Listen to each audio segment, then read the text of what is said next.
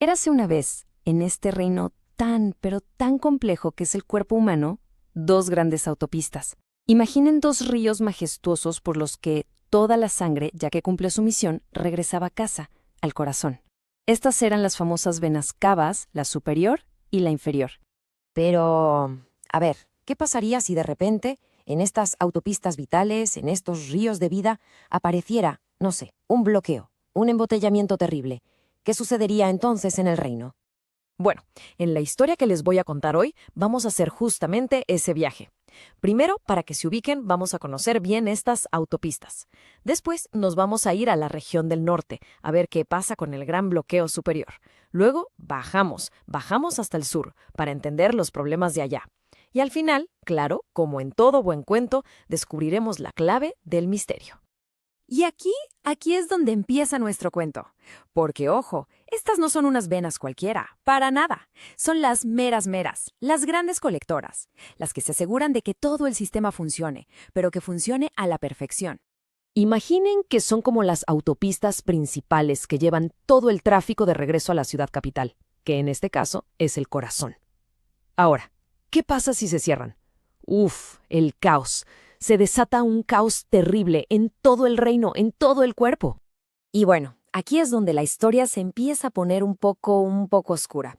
Nos vamos a la parte de arriba del reino, al norte, porque ahí es donde pasa algo que llaman el síndrome de la vena cava superior. Esto es como si de la nada un gigante se sentara justo encima de la autopista del norte. ¡Pum! Y la sangre, toda la sangre que viene de la cabeza, del cuello, de los brazos, pues ya no puede pasar. Se queda ahí, atorada, acumulándose, buscando de verdad desesperadamente una salida. Pero lo más terrible de esta parte de la historia es que ese gigante, la causa de todo este desastre, el 90% de las veces es un villano que todos conocemos. El cáncer. 90%. Es una cifra que de verdad te deja frío, ¿no? Casi siempre la historia es así. Hay un tumor en el pulmón o quizá un linfoma que va creciendo y aprieta más y más la vena hasta que casi la cierra por completo. Claro que a veces son las menos, la historia es otra. A lo mejor es sobre un coagulito que se formó por un catéter o una cicatriz medio rebelde que quedó de una radioterapia. ¿Y cómo se ve todo este caos? Pues es como si el cuerpo estuviera gritando pidiendo ayuda. Lo primerito que pasa es que cuesta trabajo respirar. Una falta de aire que de verdad asusta.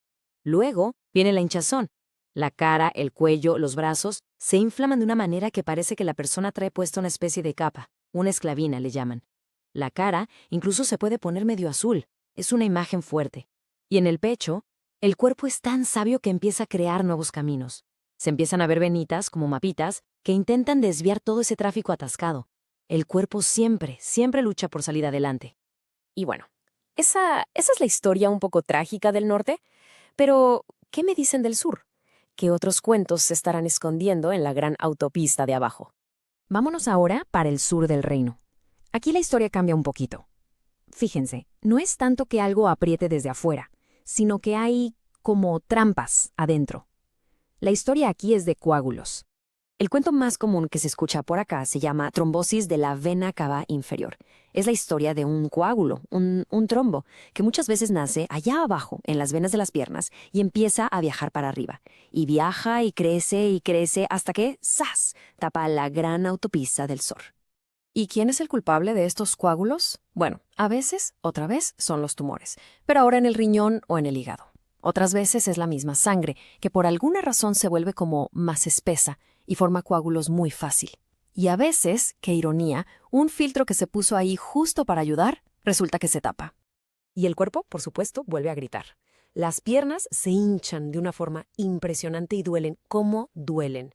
También aparece un dolor así profundo en la espalda o en la panza, y otra vez el cuerpo, tan listo, empieza a crear nuevos caminitos en la piel del abdomen, para que la sangre, como pueda, siga su camino. Pero aquí la historia tiene un giro que da todavía más miedo. ¿Qué pasa si un pedacito de ese coágulo se suelta? ¡Zas! Sale disparado como una bala, viaja directo al corazón y de ahí a los pulmones. A eso le llaman embolia pulmonar. Y ese es el dragón final de este cuento, una emergencia de vida o muerte. Así, sin más. Y claro, también hay otras leyendas, de esas que se cuentan poco porque son más raras. Cuentos de personas que nacieron, fíjense, sin un pedacito de esta vena. O al revés, con 2 en lugar de una. Historias que pues las hacen más propensas a tener estos problemas desde que son muy, muy jóvenes. Bueno, ya escuchamos 2 cuentos bastante terribles, ¿no? El del norte y el del sur. Y en los dos, el reino del cuerpo sufre mucho. Pero, como en toda buena historia, siempre hay una clave, ¿a poco no? Un secreto para poder vencer al monstruo. Y la clave en esta historia, fíjense bien, no es una espada mágica, ni una poción secreta, no. Es algo mucho más simple, pero a la vez mucho más poderoso, el tiempo. Actuar rápido, reconocer las señales que manda el cuerpo, porque si ese bloqueo no se quita, el cerebro se puede hinchar en el norte o el dragón de la embolia puede atacar desde el sur. El tiempo es el verdadero héroe de esta historia. Y así es como termina nuestro viaje por estas autopistas bloqueadas. Pero este cuento, más que para asustar, nos deja con una pregunta flotando en el aire. ¿De verdad sabemos escuchar las historias que nuestro propio cuerpo nos cuenta todos los días?